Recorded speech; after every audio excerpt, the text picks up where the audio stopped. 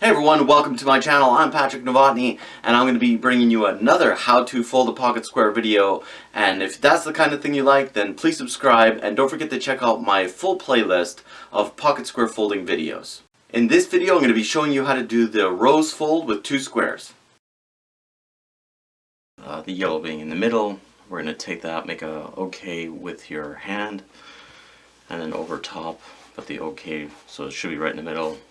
You're going to press down in there, and then from the bottom half you're going to start twisting this pretty tightly, pulling in a lot more of the material in your pocket square to build that rose in the middle.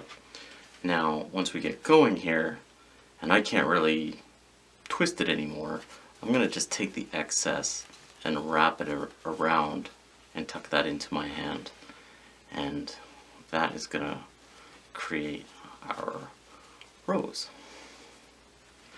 And then, because this thing is such a pain to keep, I'm going to elastic band this right away so I don't have to keep holding that. Okay, that'll do for today. And then take our blue pocket square, turn it so it's like a diamond, fold it in half, lay our rose in the middle. The back, it doesn't matter which side you take, but I'm going to fold it in behind, like so. And then this is about how much is going to be showing out of our pocket square, so I'm going to fold this corner again so it's kind of peeking up like leaves, of course, right? And then with the remainder, fold that across like a blanket.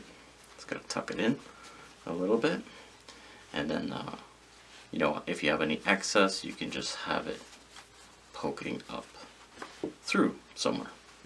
So this one will hold together, and this rose is quite bulky, so again I'm going to put an elastic band around the whole thing to hold it in place.